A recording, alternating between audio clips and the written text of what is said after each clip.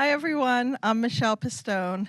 I'm a professor of law at Villanova University, and I founded a few years ago the VISTA program, in which I teach non-lawyers to become advocates for immigrants and accredited representatives.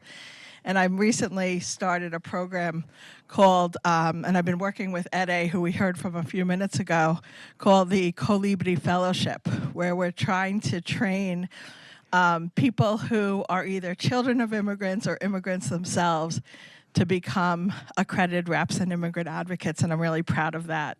And I also used to serve as the associate editor of the Journal on Migration and Human Security.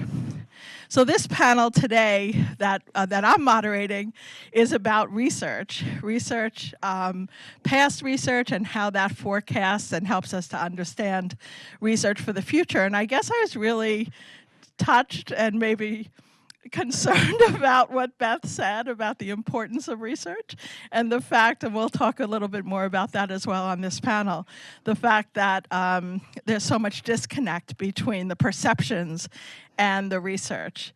The thing that gave me hope from Beth's remark was what she said about the impact that research can have on the future, that example of landmines, and how it's important for us to be doing and continuing to do this work because we need to have that basis of research in order to inform. And maybe it doesn't necessarily change public perceptions, but it helps us to understand strategy. And it helps us to understand, to kind of put into place what we're seeing, because what we see is so much different than what we're seeing in the polls and in the results of the election is so much different than what we see on the ground.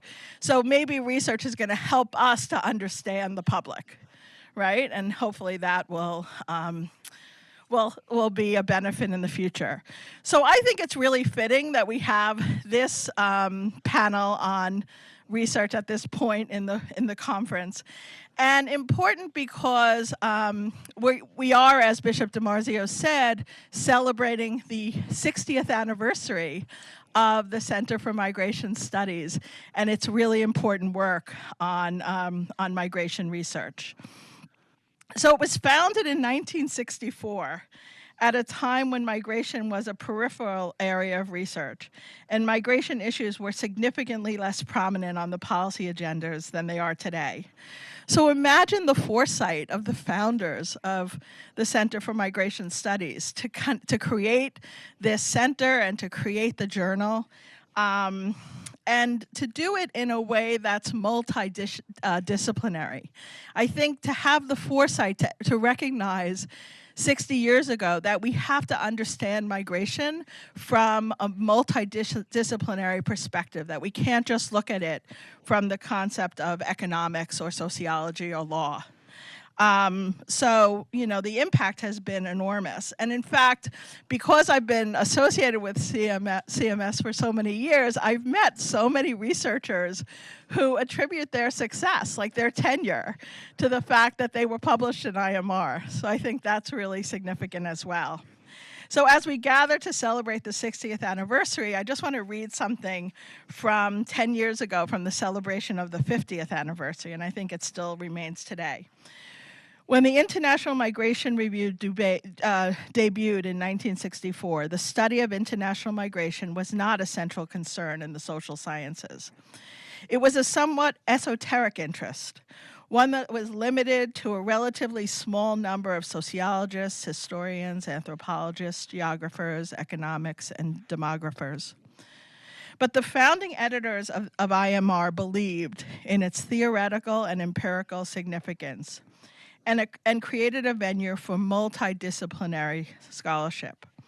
As we celebrate the now 60th anniversary of IMR, we give homage to the prescient founding editors and celebrate the role that IMR has had in shepherding international migration research from the margins to the mainstream in the US and around the world. So the world is much different today than it was then. In fact, at the time, 60 years ago, we weren't using the word illegal, and a lot of other things have changed as well.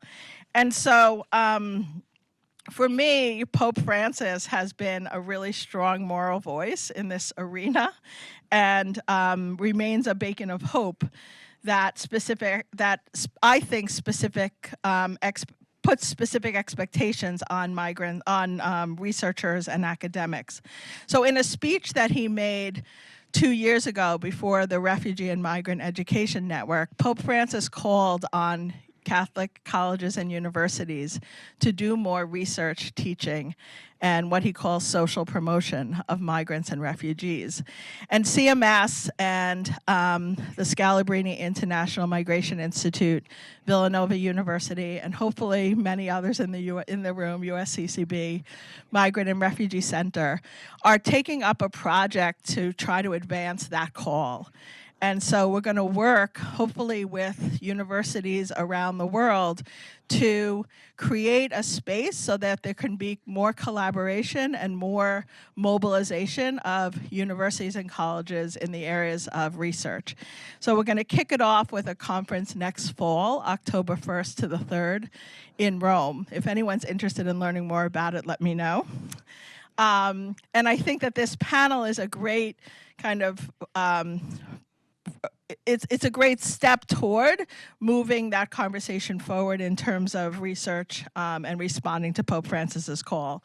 So I'm honored to moderate the panel. We have some of the people on this panel are the people who I've learned the most from in terms of refugee and migrant research, and so I'm really pleased that we're here all together.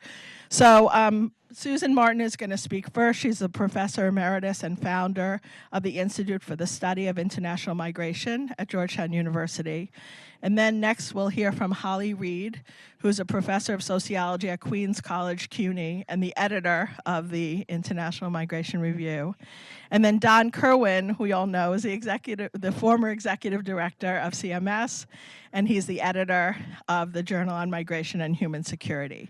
So each of the panelists is going to have 10 minutes to present, and then I'll follow up with a few questions for them in a moderated discussion, and then we'll open it up for questions from the audience.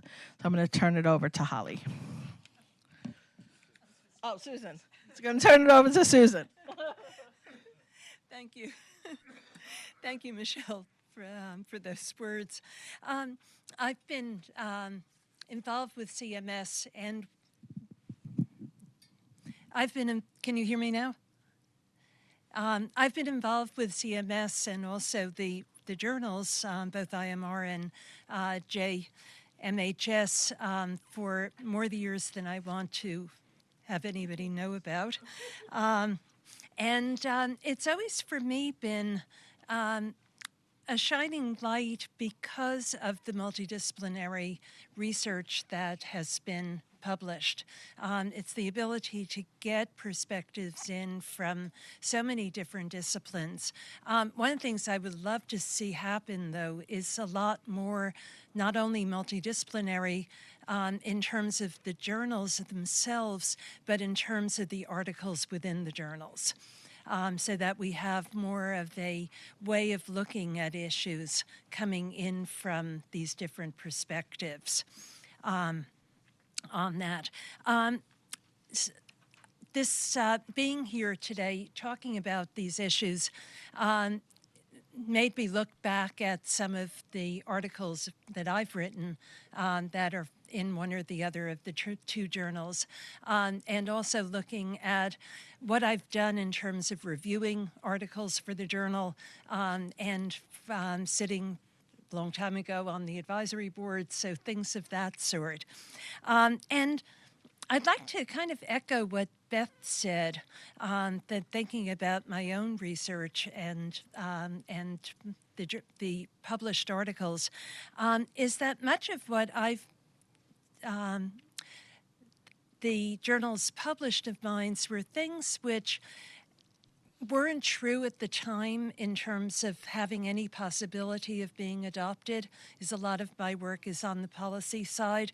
But I'm always amazed at how many people have come back to those issues and looked at the work that was published in thinking about how they move forward, that it takes a long time for policies to be adopted based on research. But one of the best things in life is when the policies are adopted. And you see it happening. And so JMHS more recently published one of my articles on reshaping the whole apparatus for protecting and assisting refugees and IDPs. I've seen pieces of that come to fruition. And IMR, at the very start of the pandemic, after we really didn't have a lot of evidence yet, but it was starting to come in, posted a article that I and a colleague, one of my former students, which is also what makes great research, that was looking at mobility and immobility in the context of COVID. And now we see that there more and more evidence is available. Some of the things that we saw coming and predicted would be a hallmark of COVID turned out to be true. Some of it didn't quite make where we went on it. But anyway, having that ability to publish in journals that are willing to look ahead and not just behind us, I think is of extremely important things. And that leads to also, let me say some of what I think are areas of research, and some of them actually do follow, I think, very nicely after Beth's and Bob's presentations. I think internal displacement is still an area that requires a lot more research, a lot more evidence-based put into becoming available for policymakers and practitioners in particular. We still know too little. It's hard to do research on that, since I've certainly tried it over my career, but what we're doing is trying to get evidence from situations in which people are still in some level of danger. And so getting in and doing the research is really hard with IDPs compared to refugees who are out already, and you have a little bit more stable situation, but we really do need to improve. And probably the only way to do that is to work with people within those countries. For helping with the research and doing it and giving them the opportunity to tell us what are the questions and what needs to be researched, because we can't do it as well from outside, or probably never have been able to. A second issue that I've really emphasized is that as migration scholars, we need to know much more about different forms of immobility, particularly immobility which is involuntary, something which people want to move but they can't, and understanding what is going on there, but also immobility which is voluntary, to understand why do some people stay and other people go, because I think we only ask those questions generally as migration studies to have an understanding of the status quo rather than to understand what that status quo means. And so I think we need to balance much more mobility studies and immobility studies. One area that I have worked on a lot, and I think still, though, needs a whole lot more research, is on climate change and its impacts on movements, both internal and cross-border. And the big question I think that we have to ask ourselves is that many of us for years have been saying that migration is an adaptation strategy for people who are affected by climate change. We make that argument. Frankly, we really don't know whether that statement is true. And there's increasing research coming out showing that it probably isn't true, that people are no better off and sometimes worse off if they migrate. And we really have to understand better why that dynamic seems to be developing and why migration isn't the adaptation strategy that we think it could be or should be.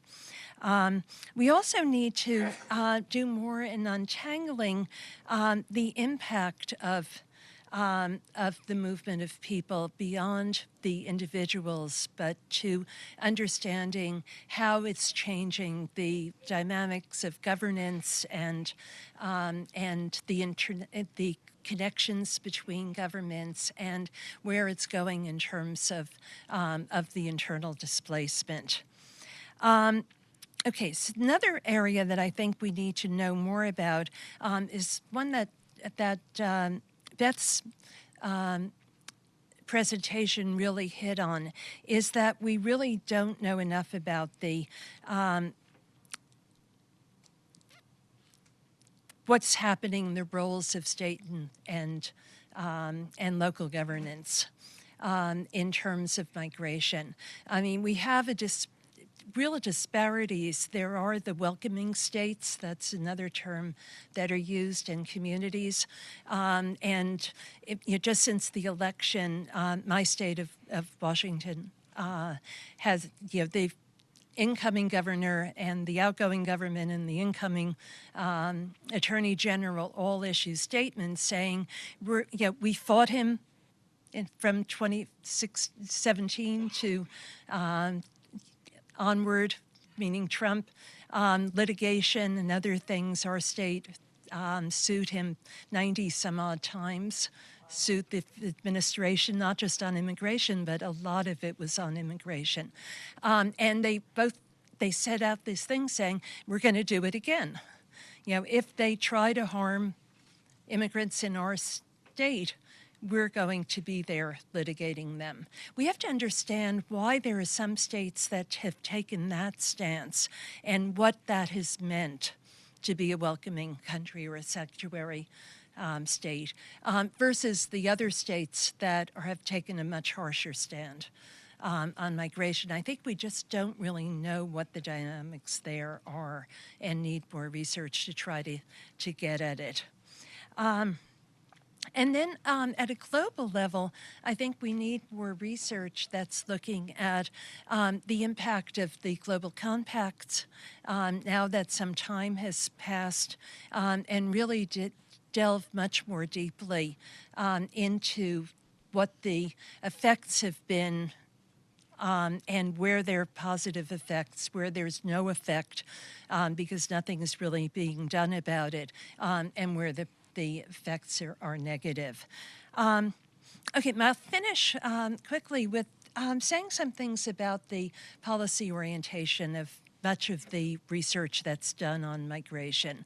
I think that there's a lot of people go into this field to do research on it because they want to do good and they want to have, there's relatively less basic research in this field than there is practical research on it. And I've been a policymaker, so I've been inside government, international organizations, things of that sort. I've always been an academic, worked for a think tank for many years. So let me just say, for those of you who do want to do policy-relevant research and have an impact, and as a reviewer of articles, this comes up to me all the time. First of all, don't use your discipline's jargon or any other discipline's jargon. It's the biggest turnoff for policymakers to have this, anyway, to have to read through it and try to understand what's actually going on. If you're an economist or a political scientist and you have to use formulas because that's what your discipline is looking for, make sure you at least explain them and in language that a policymaker can read and understand. Don't mistake causation for correlation. Very often, when I'm reading articles that appear at the end to be saying that this caused that, it's not taking into effect that there are all sorts of reasons that there may be a correlation, but not very many good reasons that they're actually capturing causation. And unless you're really getting at causation, there's not a basis for making change on a policy level, because all you're showing is, two things happened at the same time on that. So really be very careful in that regard.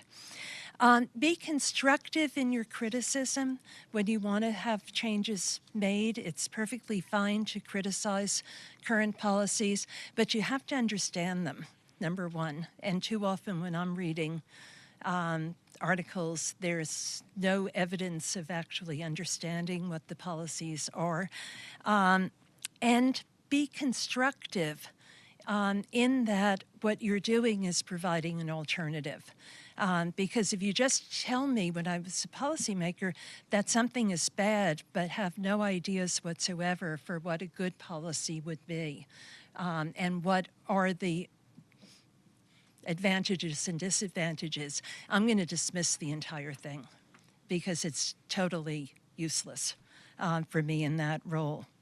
And if you really want to critique policies and the practices that take place in government, go work for government for some period of time, or at a minimum, make sure that you interview the policymakers who are responsible for those policies being enacted to understand why and what they've hoped would happen, because you might be quite surprised at it.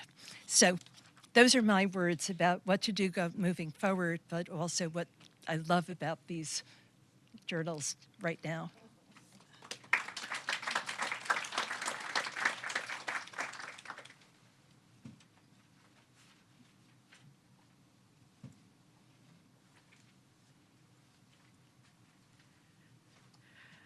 Morning, everybody.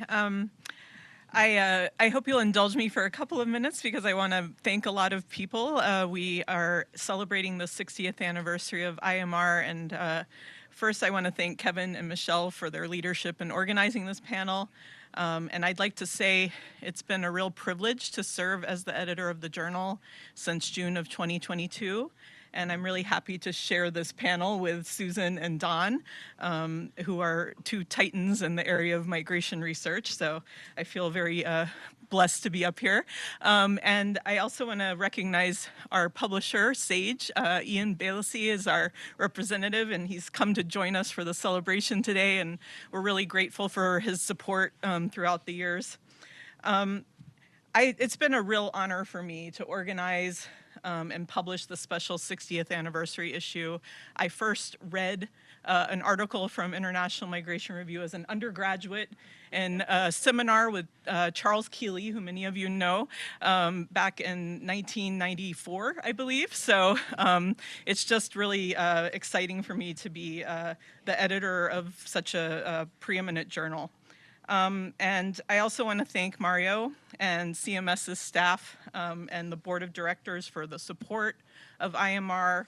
And I'd like to thank Cardinal Tomasi and his late brother, Father Lidio Tomasi, for their vision when they founded IMR in 1964. It was quite forward-thinking, which I'll talk about in a moment.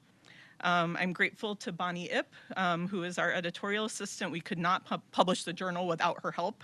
I could not do it without her. I'm also really grateful to my incredible team of associate editors and the editorial board, and mostly for this special issue, my invaluable partners and the guest editors of the anniversary issue, Dr. Ellen Percy-Crayley and Dr. Cecilia Minhivar. Unfortunately, they couldn't join us today, but they are, I'm sure, going to tune into the recordings if they can't tune in live. And then I want to salute the authors and the reviewers who made this special anniversary issue of IMR possible.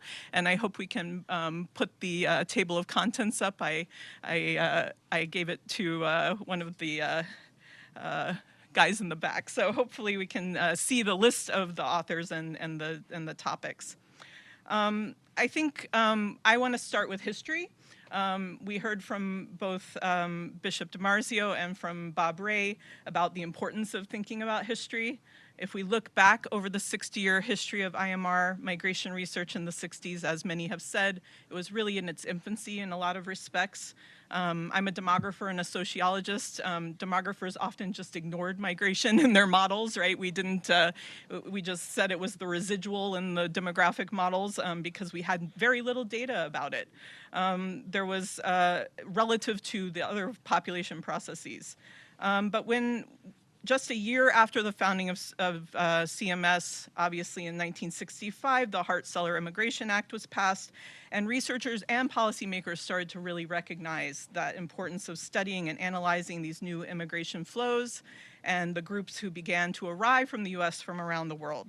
And if you look at the journal's history, you can look back in some of the databases through libraries if you're an academic. If not, I'll try to send you some. But we have a lot of articles in IMR that we're starting to examine. Migration from Mexico, from the Caribbean, from Asia. And then in the 1970s, IMR had a dual focus, as we do today, not only on US immigration, but also migration around the world. They really studied migration in a lot of different regions around the world, even though the majority of the authors at that time were from the US, which has slowly been changing, and I'll talk about that a bit more. I just want to read you part of our introduction article because I think it frames why we thought about this issue. The year 2024 itself warrants attention. National elections throughout the world, including the United States. In many of these elections, immigration is a leading issue. The centennial legacies of both the Johnson-Reed Act and the US Border Patrol are front of mind, while the pursuit of safe and secure migration continues through the regional review process of the UN Network on Migration.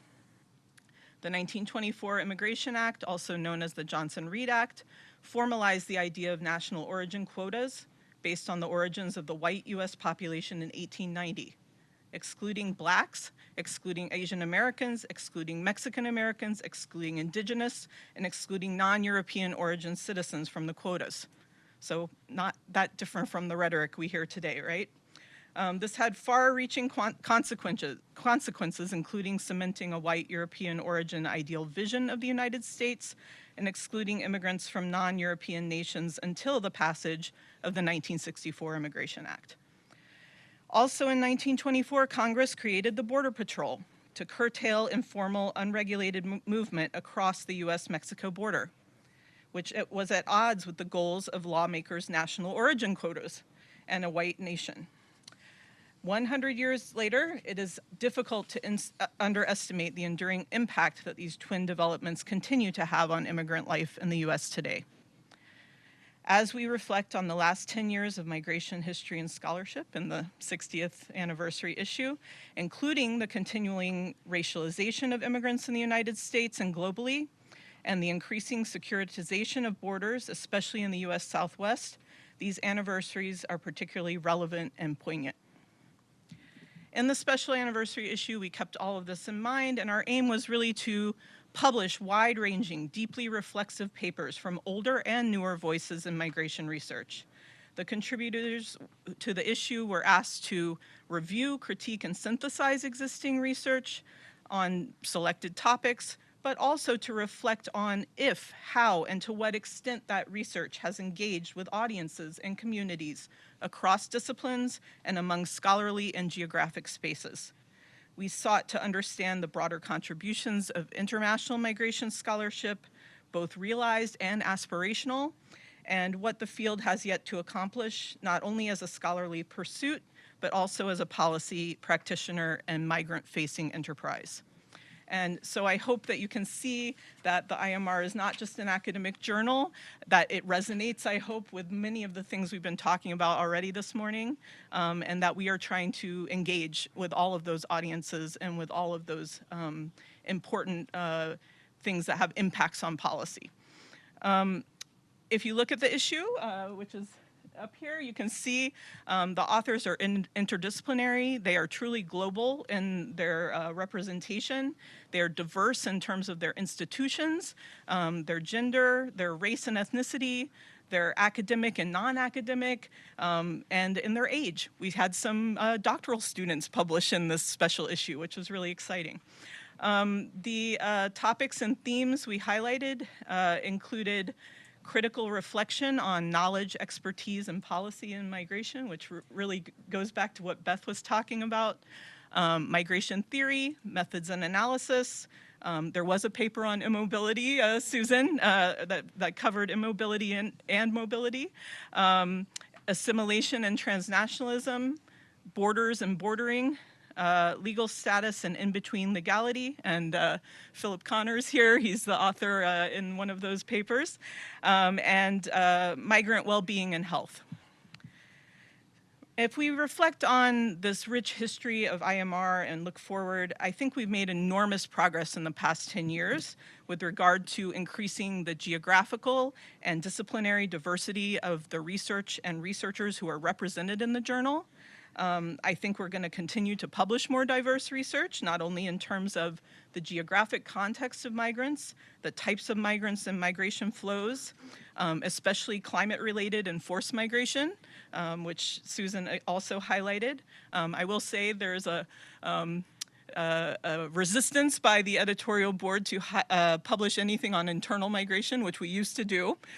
They will publish on IDPs and internal migration if it is also looking at international migration. So that's the caveat. And I can sort of understand their stance, because otherwise I'd be reading twice as many papers every year. So it's tough to, you have to draw boundaries somewhere, I suppose. But as somebody who sees the linkages between those, I find it a little frustrating sometimes, I will admit. Also, we are going to publish more on the interrelationship between politics, policy, and migration.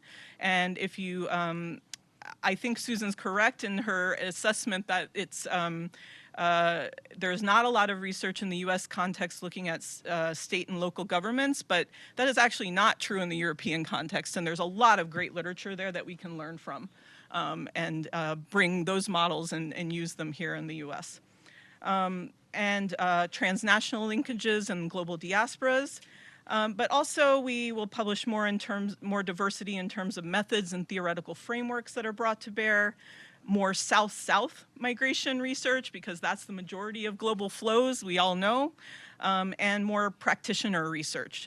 One great example is the article called The Glaring Gap, looking at the undervalued and unrecognized knowledges and expertise in migration research.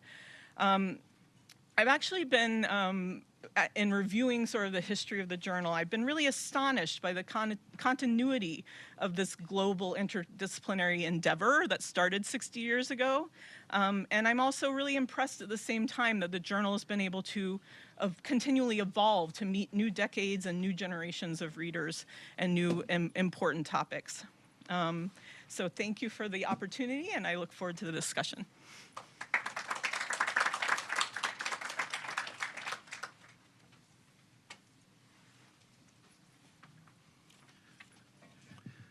Well, thank you very much. It's an honor to be here with you all today and to be on this panel and to celebrate the 60th anniversary of the International Migration Review. It didn't seem too long ago when we were celebrating the 50th anniversary, so I think IMR years are kind of like cat years.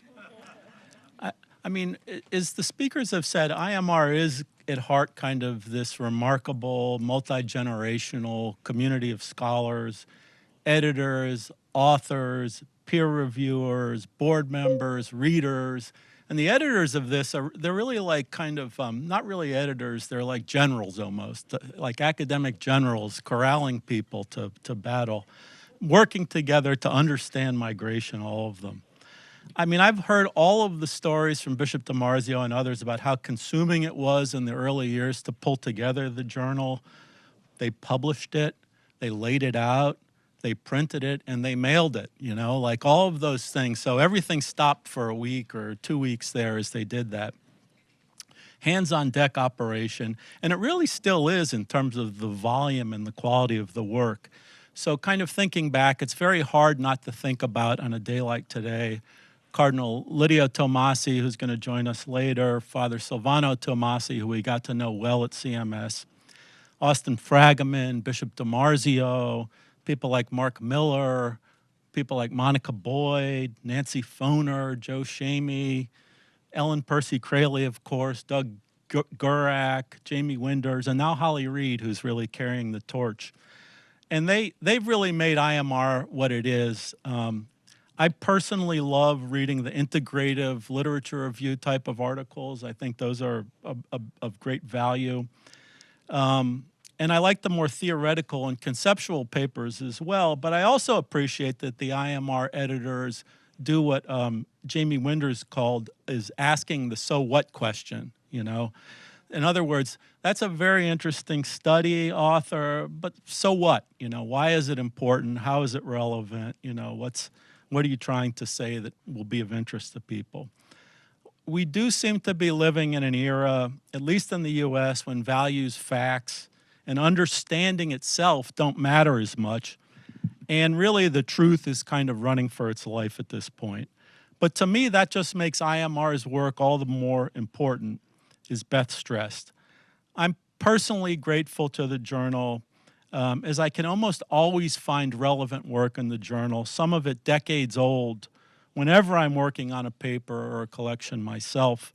So my profound thanks to IMR and its community, what it has done over the first 60 years and what it's going to continue to do.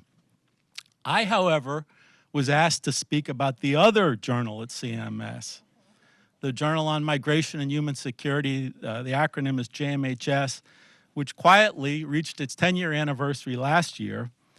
We created JMHS because we wanted CMS at the time to have an instrument that would allow it to be more directly engaged in public policy work, that would speak to issues of immigrant insecurity, produce work that was accessible to policymakers and the public, provide very clear and prescriptive policy recommendations, but also be rooted in solid research, data, and accurate and timely description.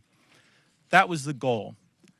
There are a lot of think tanks that do state-centered work that takes the perspective of policymakers or state officials that need to manage or administer migration. That's very important and it's very valuable work, and we do some of that work as well, but we always wanted to take the perspective of the affected individuals and communities in JMHS, which we call a person-centered approach. We've used JMHS definitely as an organizing tool, a way to bring together experts, including migrants, refugees, scholars, service providers, NGOs, and governmental officials. This methodology leverages expertise and brings the added advantage of having a community of stakeholders that understand, supports, and are vested in the resulting work. For example, we produced a paper, a demographic analysis of all 40 U.S. populations that might benefit from pending legislation and administrative action at the outset of the Biden administration. We did this work in collaboration with the Ready to Stay coalition of service agencies nationally, and we called the paper, guess what, Ready to Stay. So we're very original thinkers at JMHS. We produced another study on how to restore the U.S. resettlement system in close collaboration with refugees, a range of resettlement actors, and the Refugee Council USA. We worked for 2 years on a study on statelessness with United Stateless and many other experts on this terrible problem. We produced a special edition, which Beth Ferris co-edited, on protracted displacement with major participation from persons in protracted displacement, including some of the researchers and authors. The authors of our recent special issue on migrant deaths along the U.S.-Mexico border were mostly not immigration people, they were mostly medico-legal professionals who actually investigate the deaths. Each JMHS article begins with an executive summary because policymakers and many readers won't read more than one page. Or it's not even a page at this point, it's just a screen, I'm told. You'll read a screen. So the papers end with policy recommendations which describe which entities in the world, whatever they are, have to take which steps to achieve the preferred social outcome. And that's really an uphill battle to get kind of authors to think in that way. Making trenchant proposals, as Susan indicated, requires a deep understanding of the field, of lawmaking, of relevant bureaucracies, of systems, of the literature, and of the broader set of actors and players in the migration field. JMHS, I think, is definitely a work in progress, but let me end with 4 lessons from our 11 years. First, research is clearly important on its own in understanding migration, and it can also make policy contributions and be helpful to the broader field. But to do so, you need to work with the people who have the most stake in those changes, as well as the community institutions and networks that support them. Once our statelessness report came out, United Stateless simply ran with it and helped to create a DHS process to bring stateless persons forward to see if they might qualify for something under the existing law. And it was also instrumental in pursuing a bill to create a more dedicated pathway to status for the stateless. Second lesson, facts and policy ideas matter, but it helps if those facts can be brought to bear on well-known proposals or situations. That is, if there are policy or media hooks. Almost as soon as the Trump administration, the first Trump administration, was talking about a mass deportation program and building a 2,000-mile wall, we were producing studies on the effect of a mass deportation program and the fact that most of the newly undocumented were not border crossers at all, but people who had overstayed visas. At the time, both of these analyses were very influential. I was actually driving in my car one day after the second study came out, listening to C-SPAN. It was a piece on border enforcement, when a Republican called from a largely rural state and asked if the wall was going to be a mile high. And the moderator was confused, and he says, because if it's not, it won't do a damn thing except waste our money, because everybody's coming in and overstaying visas. I mean, it was incredible. It's great, like kind of when your policy ideas or analysis become common sense, right? Just common sense. Third lesson, there's nobody really, or I should say maybe very few people in public life who are actively screening the various migration journals for good research and policy ideas. That's not to say that there's no interest in what's produced. There's, I think, a lot of interest. It is to say that it's incumbent on authors, editors, and publishers to push their work over and over again and to well beyond your normal comfortable audiences. For scholarly academic journals, research that doesn't add new knowledge can basically be anathema. You know, they're not that interested in it. However, repetition is the whole game in the policy arena. JMHS commits to promoting articles to a targeted list of policymakers, public officials, NGOs, the press, and others when they come out and whenever thereafter they might be relevant. JMHS's policy focus also means that it prizes alternative metrics or alt metrics, which speak to coverage and influence in the broader world, perhaps more than other journals do. Fourth, and the last lesson is this: good and timely descriptive work akin to human rights reporting on the realities facing vulnerable migrants remains crucially important if you're going to be doing person-centered work. If I see a paper on a population or a situation that I don't know anything about and isn't widely known, and particularly if it's by an author that I don't know, then I'm immediately interested in it. And I'm willing to work more extensively with those authors. Normally and often they're not academics. So let me stop there and we can elaborate on these points, which I think some of them are really quite relevant to the moment that we're facing right now. Thanks.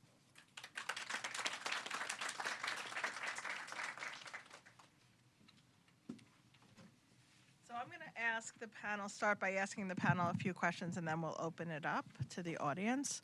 I think I'm going to move this mic to the table because do we need, for the answers, we'll need someone to speak into the microphone, right? For the, Oh, okay. We have microphones on the table. Okay, great. Great. Thanks. Okay. So, my first question is about this disconnect between public perception and research. So, I wanted to ask the panel a little bit about like how do we use research to get to the public? So survey results show that the American public is very misinformed about why and how people migrate. Like a lot of people say that they want mass deportation, but they don't want their neighbors or their community members deported. So what can research do to help ask questions in a way that reflects what people of the public really want? First question.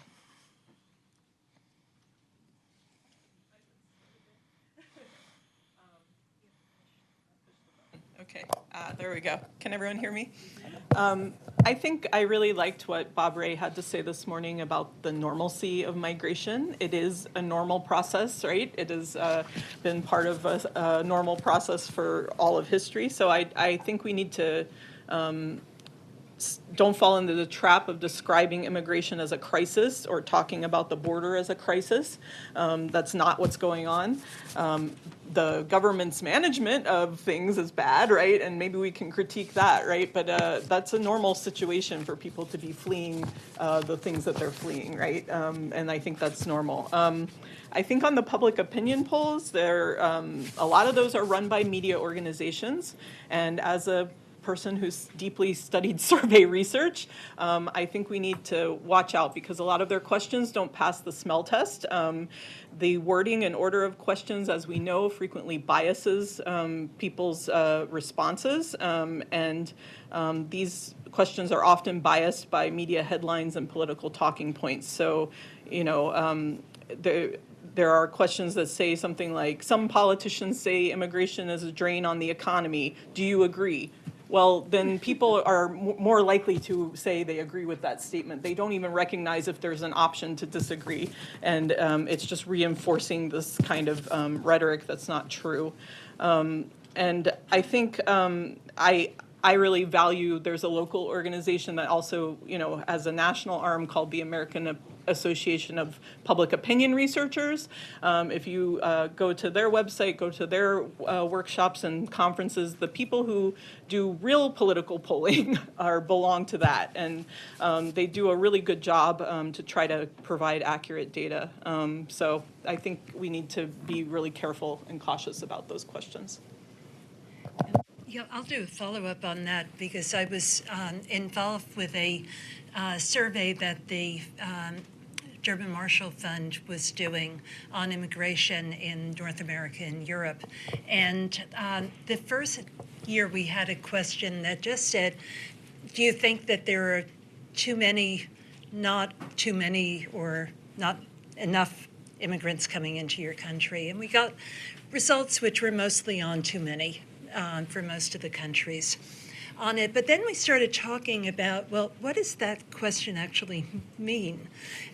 What do they think is too many? You know, what's their sort of concept on it?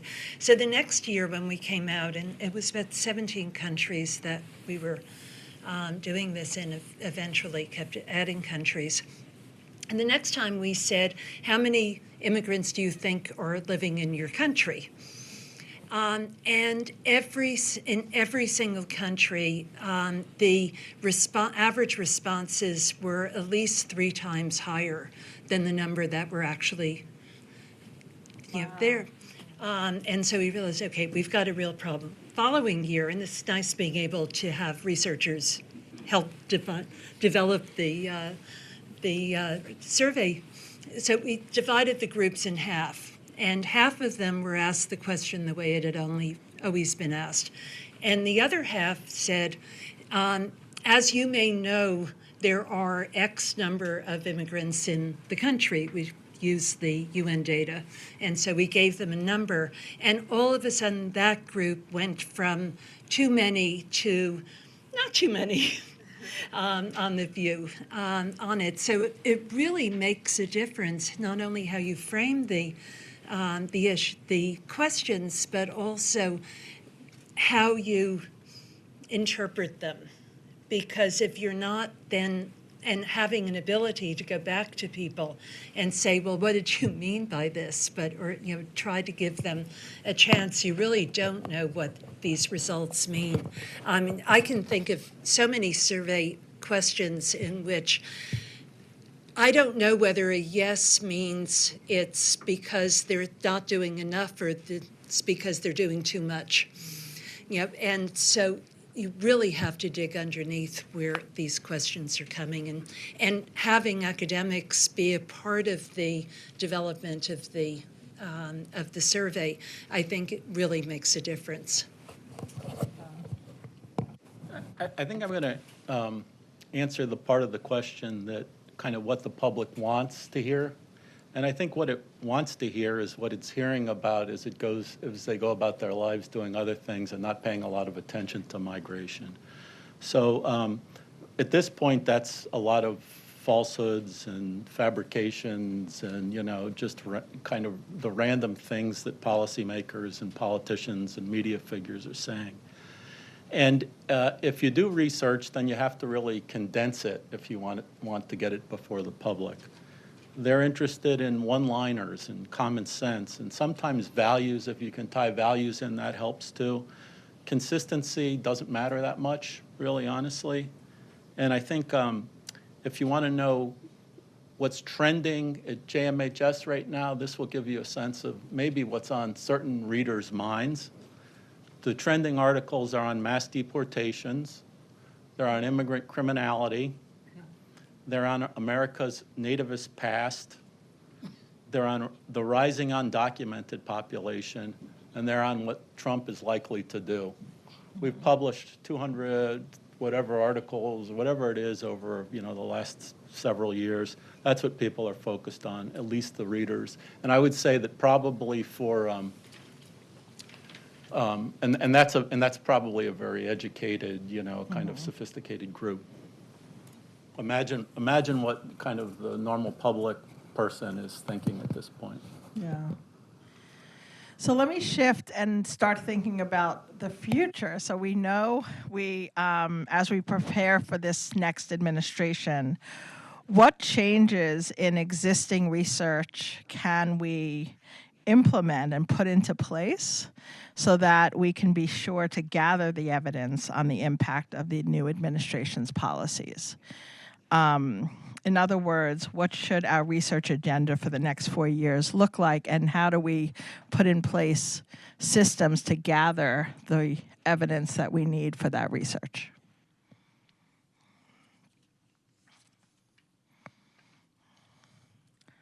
I'll start. On that, one of the things I think, and it's going back to what we've been discussing about getting to know more about what's happening at the state and local levels.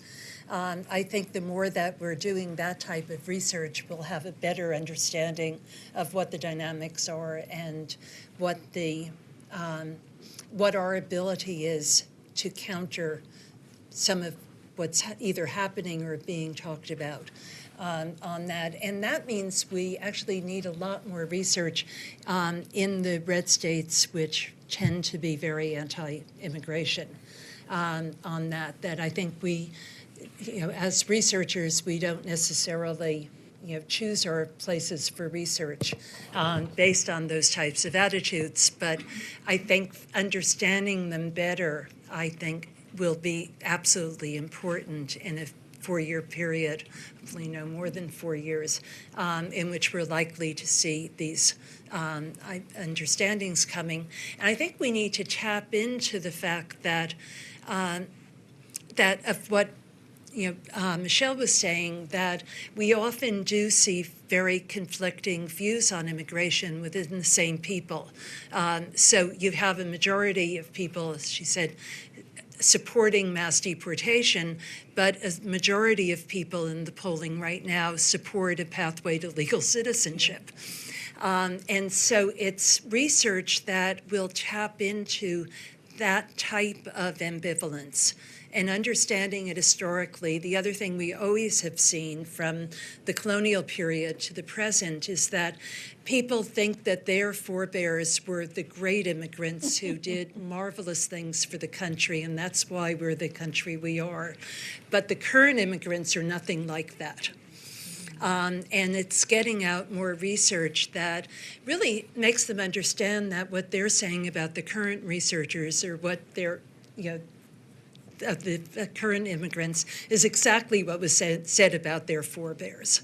That and to understand have the research to be able to show what that, how that process happens.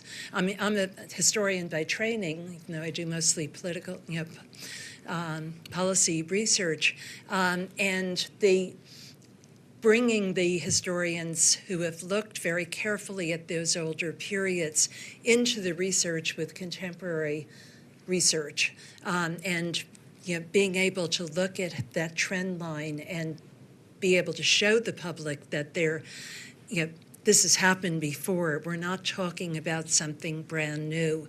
And we need to understand the implications of what happened when the 1924 Act went into effect and what it did for not only immigration, but also the economy and other factors. So I think we really need to get in a multidisciplinary way, get the historians much more involved in the research that is being done on the impact of policy changes. Yeah, I could just follow on to that point about the sort of the bifurcation of people's viewpoints, right? Because I saw recently a journalist was interviewing undocumented migrants in Atlanta, and they were asking, what if you could vote, how would you vote? And I think many of us would be shocked that some of them said for Trump, right? Why on earth would they do that? That seems very against their own, but because the way they understand the rhetoric and what they anticipate the policy to be is that people who are going to be deported are the criminals, right? And they're not a criminal, so why would they be deported, right? And so we have to be really careful, I think, about interpreting why people answer the way they do and what their understandings are of what's going on. Beyond that, though, I think I think like many, I've been a little despondent, but I'm pretty angry now, and in the last couple of weeks, and I think we really need to focus that anger in a positive direction, perhaps, right, and focus on talking about the positive impacts that immigrants have in our societies, in our communities, describing that really carefully. We know that the fastest growing ethnic group is Latinos, Hispanics, and every year more and more people identify as mixed race, mixed ethnicity in this country as well. And so it's affecting everyone if there's a mass deportation, right? Everyone is going to be affected in some way. Everyone's going to have someone they know, right? Whether that be a colleague at work, whether that be a family member, whether that be a friend or a neighbor who is going to be affected by such a terrible policy. And we need to hammer that home. So.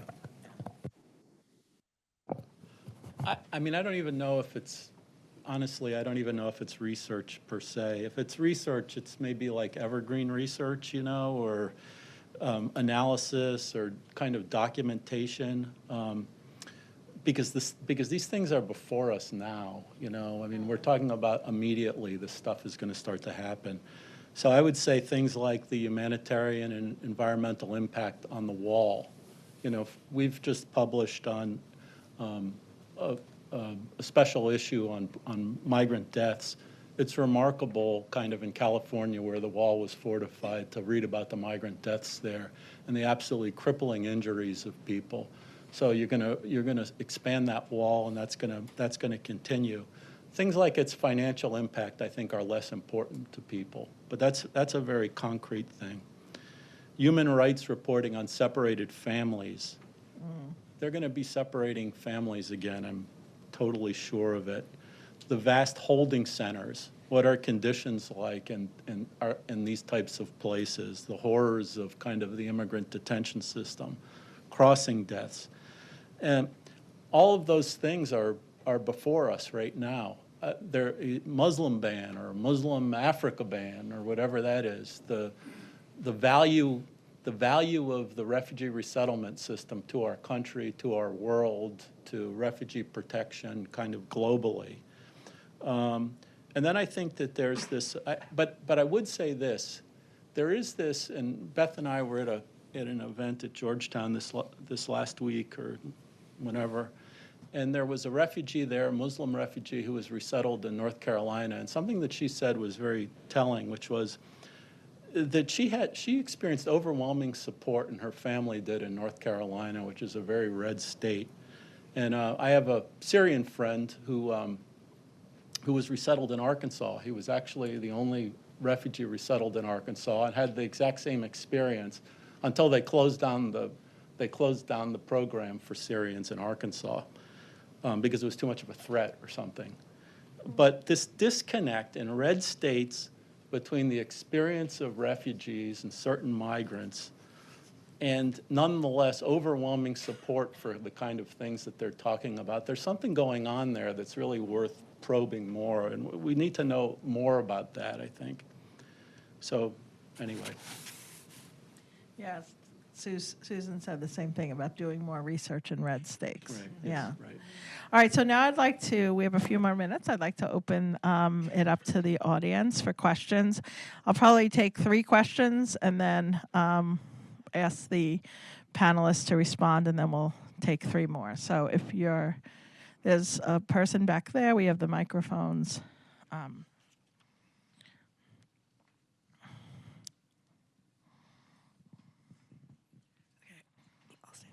Hello. Hi, I'm Andrea Cano. I'm here with the Congressional Hispanic Caucus Institute, but I'm also a graduate student at Georgetown University. And so I was really thrilled that we're kind of talking about this disconnect between perspectives and research, but I also find that sometimes there's a disconnect within research itself. For example, like universal definitions, or rather a consensus of universal definitions across research. I've learned now to read all the asterisks below, but in terms of general population, I find that they might find this harder to digest. I was recently doing some research about statelessness in the Baltics and had the similar issue of learning what non-citizen means and how that's not stateless, but it's also considered in the stateless index as statelessness. So sometimes it's rather confusing, and as well as changing terminology. You know, we go from aliens, unauthorized, undocumented. Obviously, there's some that I prefer, but once again, considering the general public, I find this might be confusing. And all this to say, I'm thinking about Thanksgiving dinner and what I'm going to talk about. And so I wonder if there's a way, or if research should even be more digestible for not only the general population, but immigrants themselves. You know, when I talk to my family and they're confused, for them, migration is just crossing a border. They don't really understand the complexities behind it. So kind of how do we tackle this issue to make research more open to the general public while also capturing all the complexities within it itself? Mm-hmm. That's a great question. Let me take 2 more before we get the panelists to respond. What about a list of myths and true facts about migration that can be grasped and understood clearly based on certain works, but with kind of making it clear these are the slogans, these are the myths, this is the reality that we need to know. Something like this that counteract the false talks and rhetorics. Mm-hmm. And then John in the back of the room over there has a question. Okay.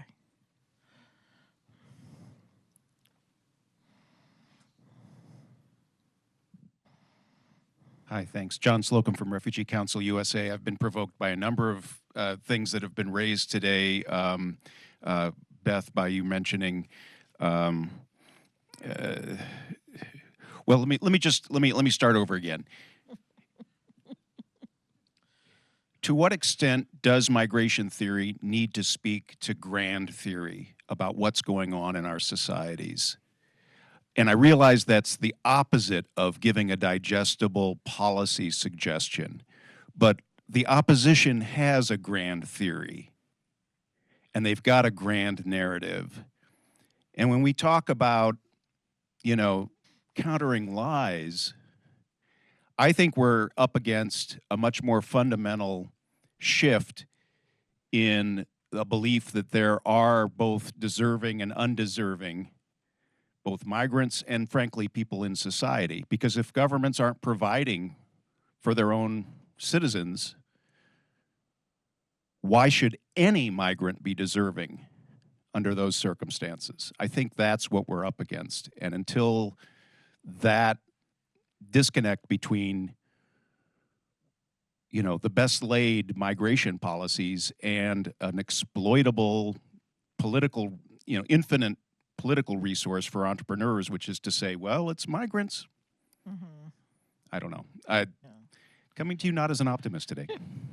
Thanks. All right, so I know that there are other questions. I'm going to turn to the panel to have them respond to these three, and then we'll open it up for one more round. So it's the disconnect within the research in terms of definitions, myths versus facts, and then migration theory, speak to grand theory.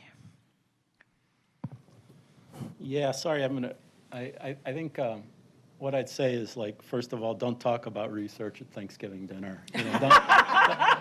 Don't talk about migration at all. You'll have a nicer, maybe afterwards or something.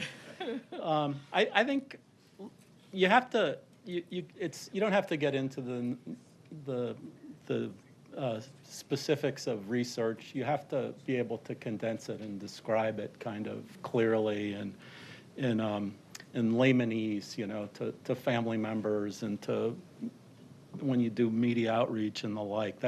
It's just kind of a crucial skill, and it's very difficult for researchers actually to do that because you lose all of the complexity and you lose the story. So we see it over and over again. It's really hard at JMHS to get people even to make kind of policy recommendations that people understand. I think the idea of kind of facts versus myths about migration, yeah, I would say talk about the facts, talk about, what we know about migrants, but this whole thing about disabusing people of their myths almost always backfires. In other words, it irritates them, it hardens them in the myths. They get their backs up. So facts, yes, myths, no. And then in terms of a grand theory, we kind of do have a grand theory, don't we? For the religious people, these people are the children of God, They're good for the country. They renew our country. And I think, to bolster all of that, you just take any opportunity you can to highlight the importance of immigrants, refugees, and the life of your community, your public life.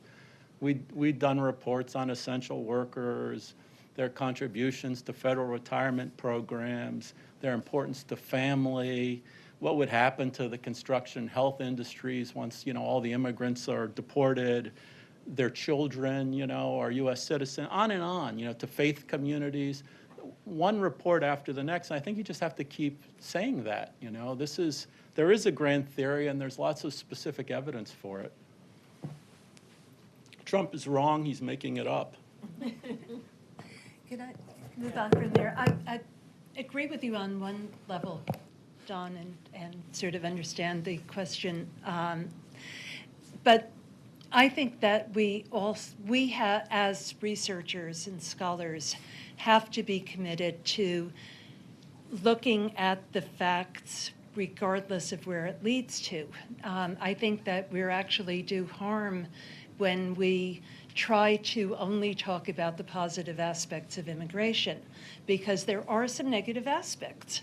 And if we're not willing to talk about them in our research when they occur, then we're not doing our job as researchers, but we're also not really helping the situation. This is from my experience running an immigration commission, that when everything was one way or the other, that I'd get information, a study that from Center for Migration, whatever it's called.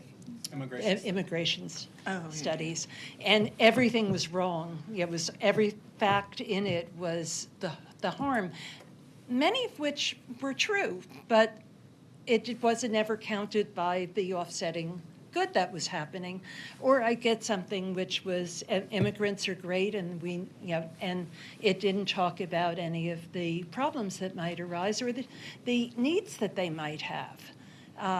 That also I just dismissed on that. So I think that we have an obligation to be as thoughtful, as fact and evidence-based as we can, and let the research take us where it goes to, rather than come in with a predetermined decision that we're going to show that this is good or that this is bad, that we can't do either of those. Can I just say, that's not what I was saying. I know you weren't, but that's... It's about the truth, I think, and being clear about that, and kind of the Right. truth has been lost about migrants. So, you tend to overstress the positives because you hear the negatives.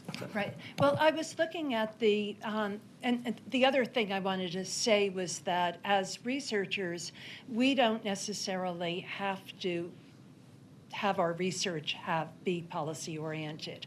What we do need is to have connections with think tanks that have the mission of making all of this information understandable to the public, so that we're working we're going our research side right straight down the center of what we think is the appropriate way of doing it, but then provide that information when we think it has some policy relevance to those who actually work day after day after day doing it.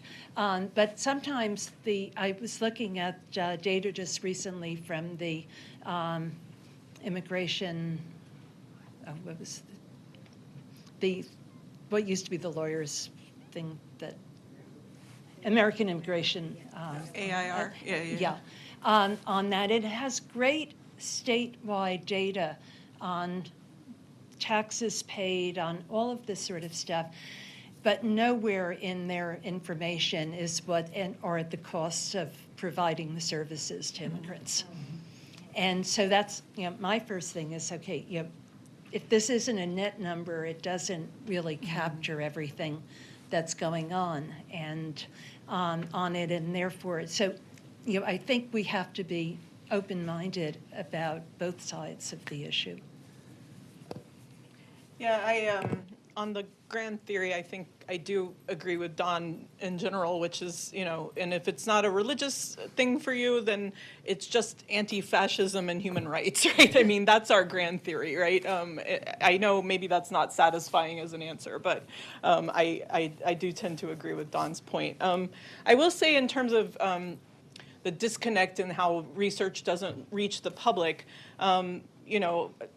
I think people think of academics as being in their ivory tower, but we teach students every day, right? And so I am teaching my students all the time about being critical, understanding evidence, using the proper facts. I have colleagues in the economics department at Queens College who have published about the actual costs and benefits of immigration, right? And doing a net analysis, just the right way you're supposed to do it, right? Look at the research of Frances Ortega and Kevin Shee, for example. Those are my colleagues, if you're interested in reading that. I think the other thing, though, is CMS and other organizations are doing a fantastic job of getting that research to the public, getting those facts to the public. But we also have to modernize, right? I'm not great at this. I think most of us in this room many of us in this room are of a generation who don't go on TikTok and YouTube constantly, right? But we need to. We need to learn how to do that. We need to collaborate with others who can bring those messages to the audiences, because that's where people are getting their information, right? I remember a really great video that Doug Massey did a few years ago, where he was standing on the actual border on the Southwest. Many of you are nodding your heads, I think you remember it. It was really impactful, right? Because he was just demystifying a lot of this and explaining the fact that, and I remember the airplane flowing overhead, right? Because yeah, people are not necessarily crossing the border. Many of them are visa overstayers, right? They came on an airplane, right? So make those things really tangible to the audience, I think. And then we've sort of seeded the ground on K through 12 education in many respects. And I'm really worried about academic freedom at the university level, but I'm also worried about it in our schools. And so we need to make tools for educators. There are tools out there, but we need to make better tools for educators. I say that as an educator myself. We need to make sure that people have the tools to properly educate our children and the next generation about what's really happening in terms of migrants and their benefit to society. So, yeah. Nice. So I know I promised a second round of questions, but we are being told that we need to move on to the next panel. So everyone's going to be here throughout the day, and you can ask them in more informal settings. So thanks. Help me thank the panel for this great conversation.